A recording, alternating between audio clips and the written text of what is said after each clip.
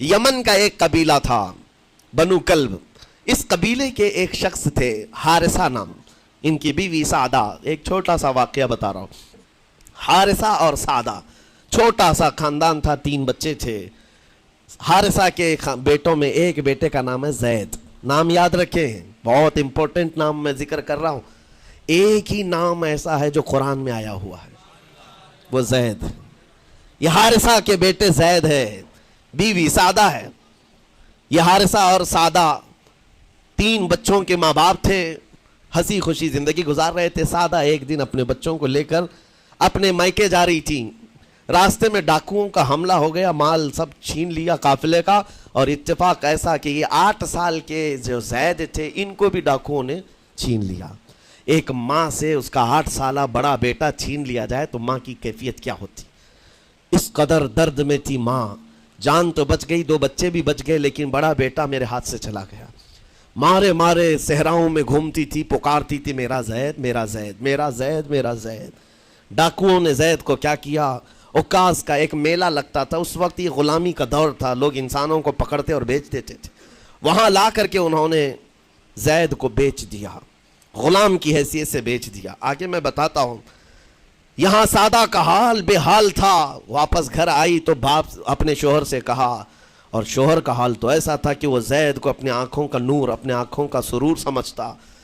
اور اس قدر پیار و محبت والا باپ مارے مارے گھومتا رہا گلیوں میں. اور ان کا لکھا ہوا ایک اشعار کا منظوم ترانہ ہے جو اپنے بیٹے کی جدائی میں لکھا. اپنے دشمن بھی وہ ترانہ سنتے تو رو پڑتے تھے.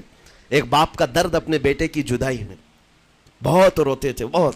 ماں بھی دن رات روتی, باپ بھی پہاڑوں پر چڑھ جاتے اور وہاں سے صدا لگاتے, اے آسمان اگر تو نے زید کو دیکھا ہے تو میرے حوالے کر دے.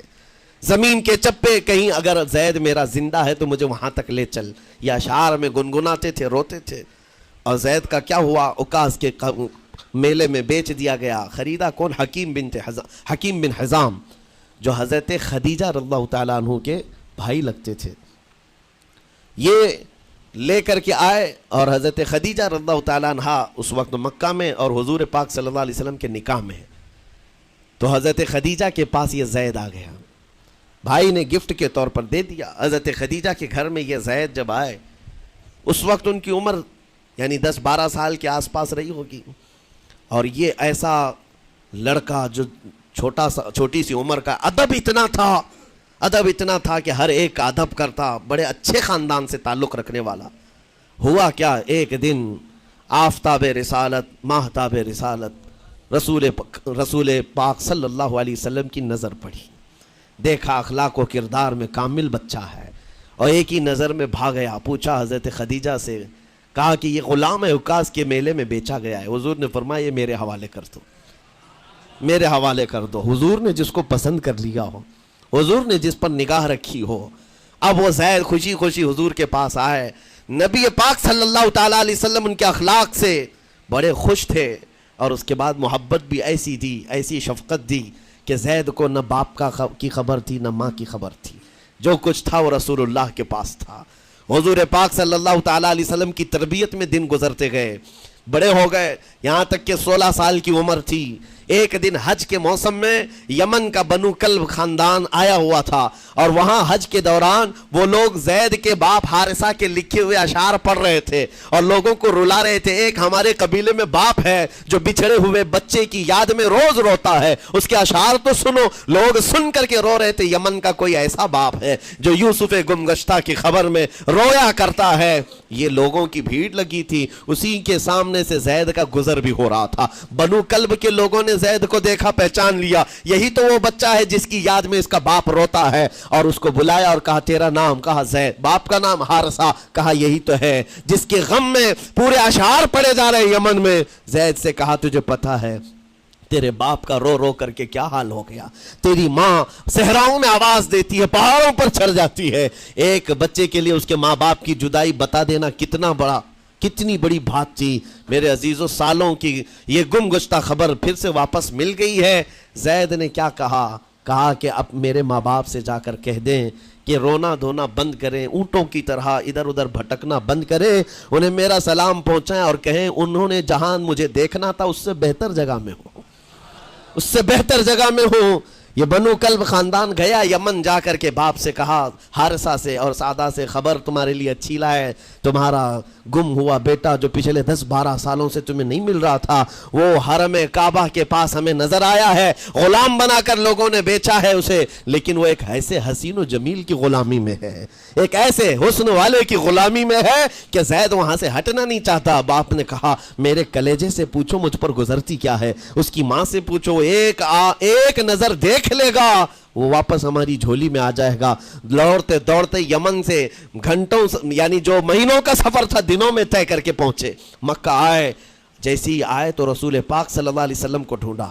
حضور پاک مل گئے تو دھاڑے مار مار کر باپ رونے لگا اور کہا کہ اے محمد صلی اللہ علیہ وسلم، ہم نے آپ کے متعلق سنا ہے یتیموں کے والی ہیں، آپ کا دل بہت بڑا ہے، مجھ باپ کے اوپر رحم کیجئے، برسوں سے اپنے بچے کے لیے ترس رہا ہے، میں اور میری بیوی تڑپتے ہیں، صحراؤں میں آواز دیتے ہیں. حضور نے پوچھا ہوا کیا ہے تمہارے ساتھ؟ کہا ہمارا بیٹا گم ہو گیا تھا، برسوں ہو گئے تھے، لیکن سنا ہے وہ یہاں رہتا ہے. حضور نے پوچھا کیا نام ہے اس کا؟ کہا زید اس کا نام ہے، میرا نام حارثہ ہے. حضور پاک صلی اللہ علیہ وسلم کے محبوب زید کے بارے میں پوچھ لیا. حضور جس سے خود محبت کرتے ہو، حضور جس سے محبت کرتے ہو، باپ نے پوچھ لیا. حضور نے فرمایا کہ ٹھیک ہے، میں ایک باپ کے کلیجے سے اس کے بیٹے کو الگ نہیں کر سکتا، ماں سے اس کے بیٹے کو جدا نہیں کر سکتا، لیکن بات اتنی ہے کہ زید کو بلایا جائے، فیصلہ اس کے ہاتھ میں ہے، فیصلہ اس کے ہاتھ میں ہے. میں زید کو بلاتا ہوں. غلام تھے اس وقت، حضرت زید کو بلایا گیا اور اس وقت بھری جوانی والا زید ہے. جیسی ہی آئے پہلی نظر باپ کو دیکھا، ماں کو دیکھا، ماں باپ تو چیخ پڑے ہمارا زید مل گیا، ہمارا زید مل گیا. لیکن کمال کی بات میں دیکھتا ہوں ایسی دیوانگی پوری دنیا میں نہیں ہے. زید نے دیکھا اپنے ماں اور باپ کو، لیکن اسی وقت اپنی آنکھیں جھکا لی اور حضور کی طرف کر لیا. کہا نہ، ادھر پہلے حضور پاک صلی اللہ علیہ وسلم کی طرف. حضور نے دیکھا کہ زید ماں باپ کی طرف دیکھ نہیں رہے ہو، جو رو رو کر کے برا حال کر چکے ہو. حضور نے زید سے کہا پہچانتے ہو؟ کہا ہاں حضور یہ میرے باپ ہیں اور یہ میری ماں ہے، یہ میرے چچا ہے. حضور نے فرمایا پھر ملتے کیوں نہیں ہو؟ کہا سرکار اگر اجازت ہو تو ملوں گا، برسوں کا بچھڑا ہوا جوان ہے، آپ اجازت دو تو میں ملوں گا. نبی پاک صلی اللہ علیہ وسلم نے فرمایا جاؤ تمہیں اجازت ہے. جیسی گئے اس منظر کو جو بیان کیا گیا ہے میرے عزیزوں، ہم پڑھتے ہیں تو آنکھیں بھیگ جاتی ہیں. ماں لپٹ کر کے اپنے بچے کو ہر جگہ چوم رہی ہو، باپ سینے سے لگا کر کے دھاڑے مار کر رو رہا ہو. پہلے تو غش کھا کر گر گیا تھا، پھر افاقہ ہوا. یہ دردناک منظر تھا. اس کے بعد زید بن حارثہ کو کیوں نہ تکلیف ہو، غم کیوں نہ ہو، ماں باپ بچھڑے ہوئے اتنے سالوں کے بعد دیکھنے کو ملے، دل پر کیا بیت رہی ہوگی. میری ماں وہی جو مجھے خشکیوں میں پالا کرتی، تریوں میں پالا کرتی، میرا باپ وہی جو خون پسینے کی کمائی سے مجھے کھلایا تھا، آج آ گیا ہے.